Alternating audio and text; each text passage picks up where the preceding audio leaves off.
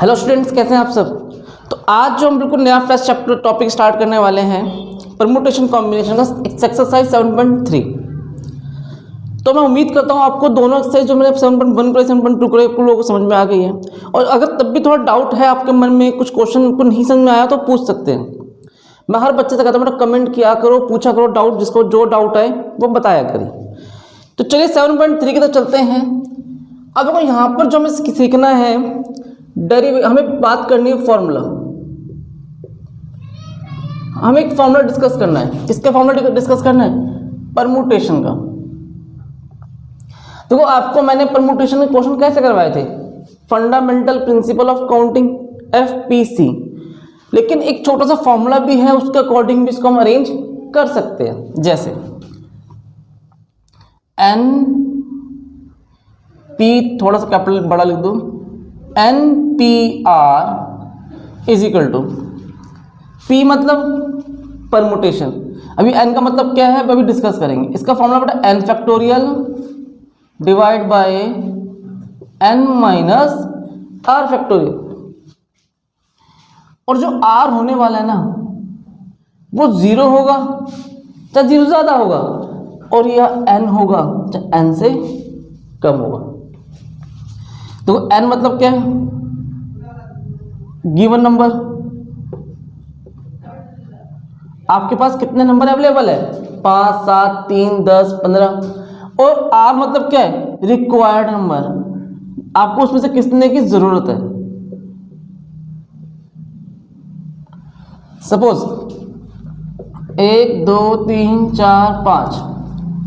आपके 5 नंबर है, 1, 2, 3, 4, 5। इन 5 में से आपको 3 डिजिट नंबर बनाना है। क्या बनाना है बेटा? 3 डिजिट नंबर। तो आपके लिए n क्या हो जाएगा इस जगह?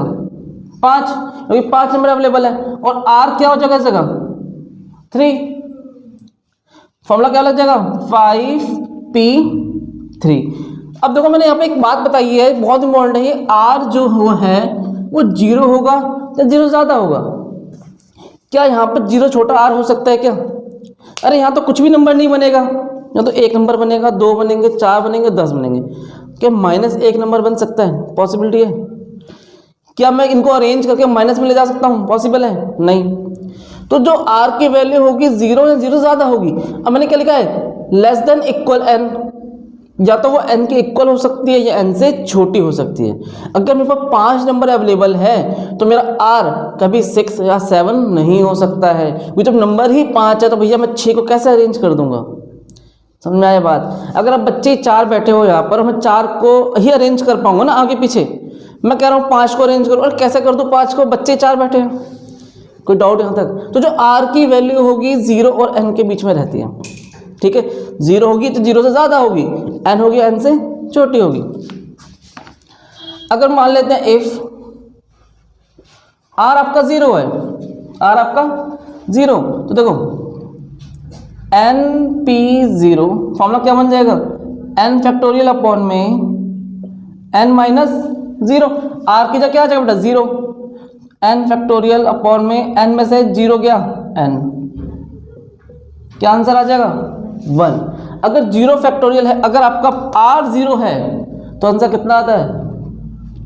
1। लेकिन इफ r आपका बेटा क्या दे रखा हो? सपोज n के इक्वल दे रखा हो, r इज इक्वल टू क्या दे रखा है?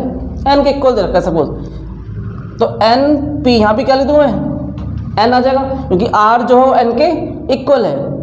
n factorial divide by n minus n। n में से n गया 0।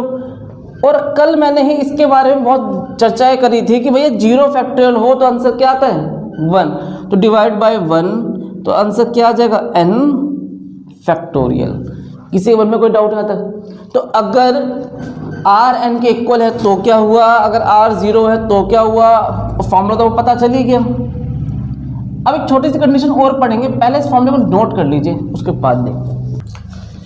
तो ध्यान, 2 बातें समझना जो बहुत इंपॉर्टेंट है। इफ रिपीटेशन इज अलाउड और if repetition is not allowed. एक में रिपीटेशन अलाउड, एक में रिपीटेशन नॉट अलाउड। बात समझना। एक एग्जांपल लिख दूं मैं यहाँ पर, फिर फील अच्छे से समझ में आएगा आपको। मान लेते हैं आपके पास 5 अल्फ़ाबेट है, ए बी सी डी और ई, 3 ई। आपको 3 अल्फ़ाबेट का यूज करके एक वर्ड बनाना है। पहला केस क्या कहता है, रिपीटेशन इज अलाउड, रिपीट कर सकते हैं। तो बेटा यहाँ पर कितने वेज हुए, यहाँ पर कितना आंसर आ जाएगा, 125, 125 वेज। कोई डाउट यहां तक। रिपीटेशन इज नॉट अलाउड, तो आप क्या करते थे, यहां 5, यहां 4 और यहां पर 3। क्या आंसर आएगा, 5 4 जा 20, 23 जा 60। लेकिन आपने चीज नोटिस करी, मैंने किस रूल से करवाया है, FPC। किससे करवाया है, FPC, fundamental principle of counting. कोई डाउट किसी मन में। लेकिन अगर हम फॉर्मूले की बात करें तो रिपीटेशन अलाउड हो तो क्या फॉर्मूला लगता है, नॉट अलाउड तो क्या लगेगा। लेकिन नॉट अलाउड वाले में NPR जो भी हमने सीखा है, n factorial n minus r factorial. कोई डाउट मन में। n की जगह क्या आना था, यहाँ पर कितने नंबर्स थे अवेलेबल, 5, 5 माइनस रिक्वायर्ड कितने आपके पास, 3। कोई डाउट समझ में आ रहा है कि नहीं आ रहा जो करवा रहा हूँ ये। क्या चाहिए बेटा यहाँ पर, 5 फैक्टोरियल, 5 में 3 क्या 2, 5 4 3 2 फैक्टोरियल। लास्ट क्लास में डिस्कस कर चुके हैं, ऐसा क्यों करा मैंने, फैक्टोरियल वाले कॉन्सेप्ट में। ठीक है, क्या चेक करो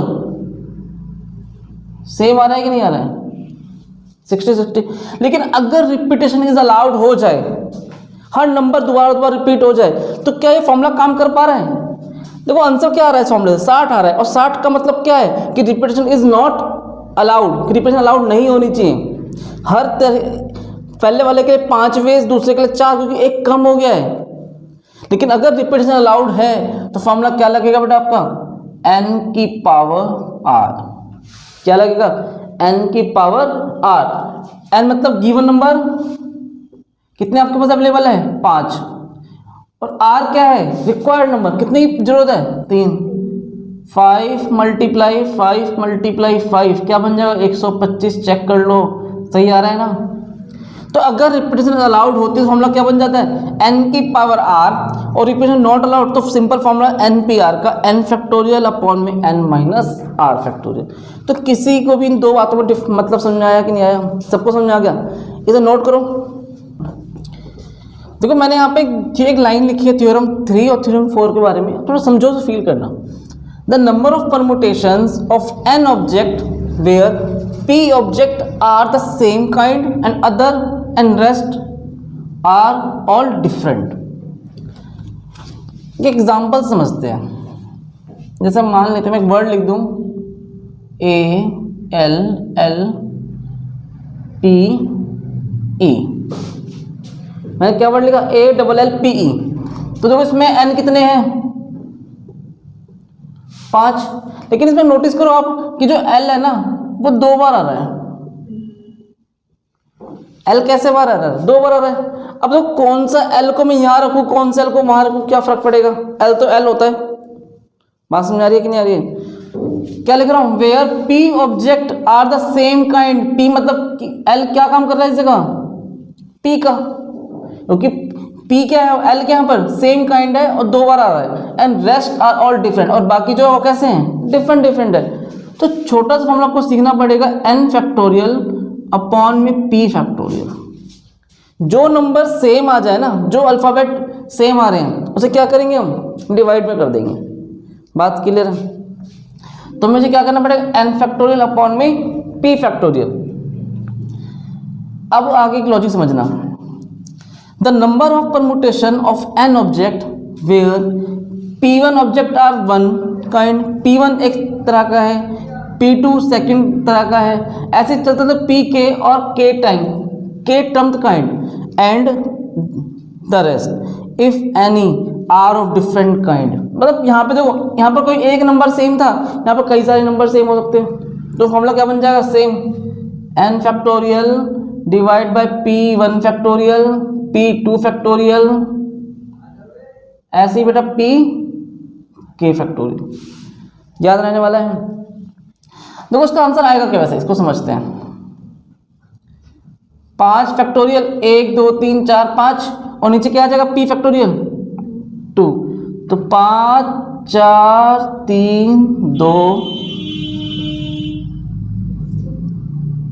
60।